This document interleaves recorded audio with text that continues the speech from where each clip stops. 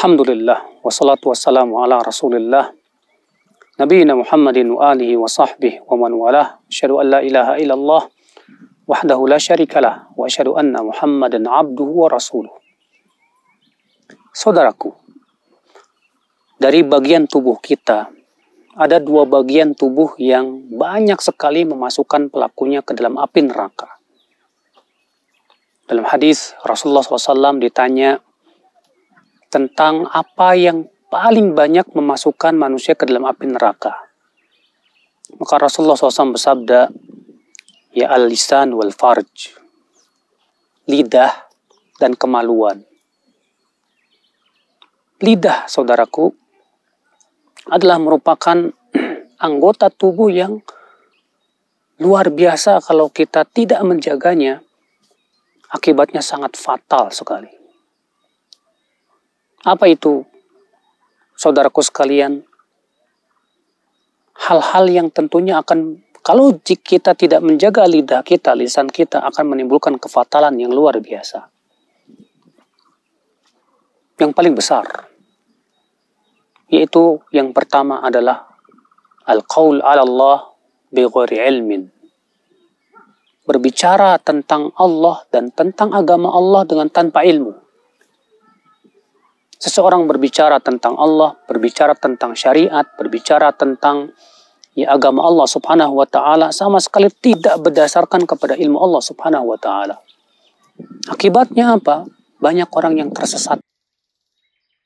Ya, makanya Allah subhanahu wa ta'ala menganggap bahwa berkata tanpa ilmu, saudaraku sekalian, sebagai umdatul dhalal, sebagai sumber berbagai macam kesesatan.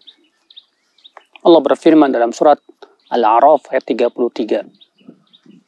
Qul innama harrama rabbiyal fawahisha ma dhahara minha wa ma batan wal ithma wal baghya bighairil haqqi wa an tusyriku billahi ma lam yunazzil bihi sultana wa an taqulu 'ala Allahi ma la ta'lamun.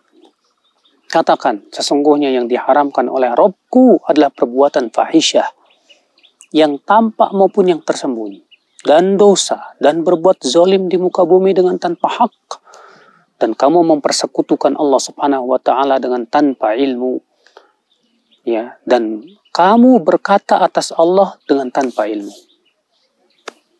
Lihatlah saudaraku sekalian, Allah memulai dalam ayat ini berbagai macam dosa. Dimulai dari yang ringan dulu, fahisyah. Naik kepada apa? Dosa. Naik kepada apa? Naik kepada, saudaraku sekalian, berbuat zalim di muka bumi. Naik kepada apa lagi? Naik kepada berbuat syirik. Padahal syirik ini dosa yang sangat besar. Tapi Allah tidak menutup ayat itu dengan syirik. Allah menutup dengan firman-Nya, wa antaqulu 'ala Allahi ma la ta'lamun. Kamu berkata atas Allah dengan tanpa ilmu.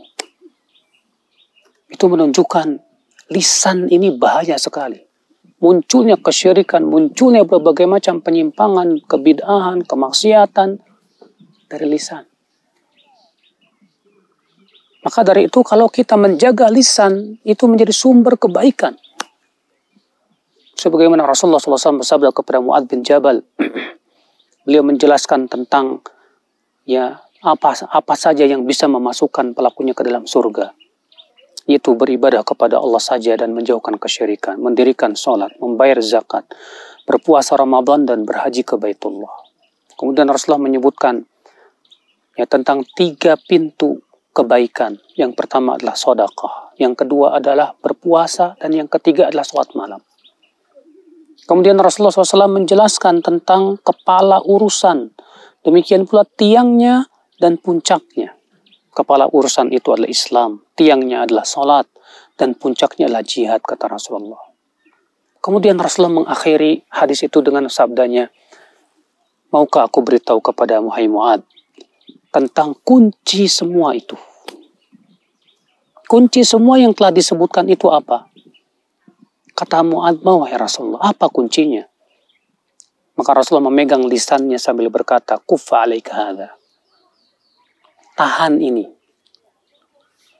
Lalu Mu'adz berkata, ya Rasulullah, ya wahai Rasulullah, wa inna lamu akhaduna bima takallamu bih.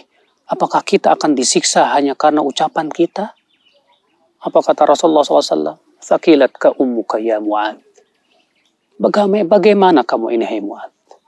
Fahal yakubbun nas ala wujuhim aw ala manakhirihim illa hasaidu alsinatihim. Berapa banyak manusia, kata Rasulullah, yang ditelungkupkan wajahnya ke dalam api neraka akibat daripada lisan-lisan mereka. Mengerikan, saudaraku sekalian. Maka dari itu ya akhi, Allah menjamin orang yang menjaga lisannya, Allah akan jaga amalnya. Allah Ta'ala berfirman, Ya ayyuhalladzina amanu taqullah wa qulu qawlan sadida yuslih lakum a'malakum wa yaghfir lakum dhunubakum.